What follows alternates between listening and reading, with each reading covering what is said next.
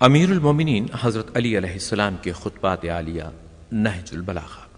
نہج البلاغہ کا خطبہ نمبر 148۔ اپنے اس خطبے میں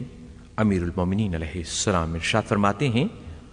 وہ لوگ گمراہیوں کے راستوں پر لگ کر اور ہدایت کی راہوں کو چھوڑ کر افراط و تفریط کے دائیں بائیں راستوں پر ہو لیے ہیں،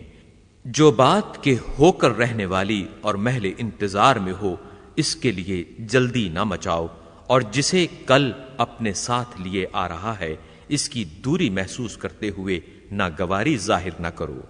بتھیرے لوگ ہیں کہ جو کسی چیز کے لیے جلدی مچاتے ہیں اور جب اسے پا لیتے ہیں تو پھر یہ چاہنے لگتے ہیں کہ اسے نہ ہی پاتے تو اچھا تھا۔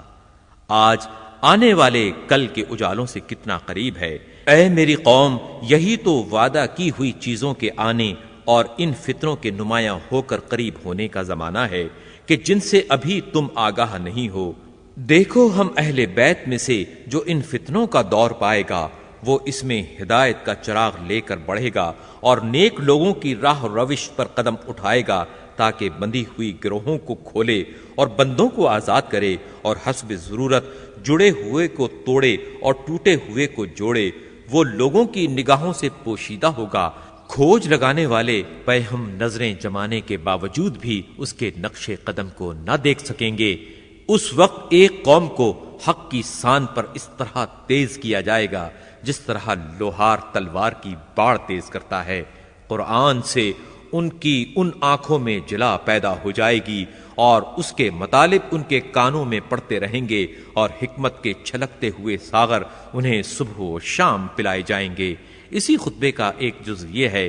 آپ فرماتے ہیں ان کی گمراہیوں کا زمانہ بڑھتا ہی رہا تاکہ وہ اپنی رسوائیوں کی تکمیل اور سختیوں کا استحقاق پیدا کر لیں، یہاں تک کہ جب وہ مدت ختم ہونے کی قریب آ گئی اور ایک فتنہ انگیز جماعت فتنوں کا سہارا لے کر بڑھی اور جنگ کی تخم پاشیوں کے لیے کھڑی ہو گئی، تو اس وقت ایمان لانے والے اپنے صبر و شکیب سے اللہ پر احسان نہیں جتاتے تھے اور نہ حق کی راہ میں جان دینا کوئی بڑا کارنامہ سمجھتے تھے، یہاں تک کہ جب حکم قضا نے مصیبت کا زمانہ ختم کر دیا تو انہوں نے بصیرت کے ساتھ تلواریں اٹھا لیں اور اپنے ہادی کے حکم سے اپنے رب کے احکام کی اطاعت کرنے لگے۔ اور جب اللہ نے رسول اکرم صلی اللہ علیہ وآلہ وسلم کو دنیا سے اٹھا لیا تو ایک گروہ الٹے پاؤں پلٹ گیا اور گمراہی کی راہوں نے اسے تباہ و برباد کر دیا، اور وہ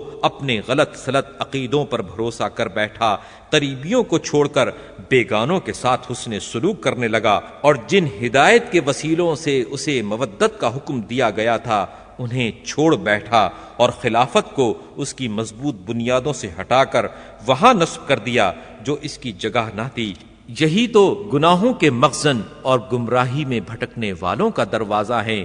وہ حیرت و پریشانی میں سرگرداں اور آل فرعون کی طرح گمراہی کے نشے میں مدہوش پڑے تھے۔ کچھ تو آخرت سے کٹ کر دنیا کی طرف متوجہ تھے اور کچھ حق سے منہ موڑ کر دین چھوڑ چکے تھے۔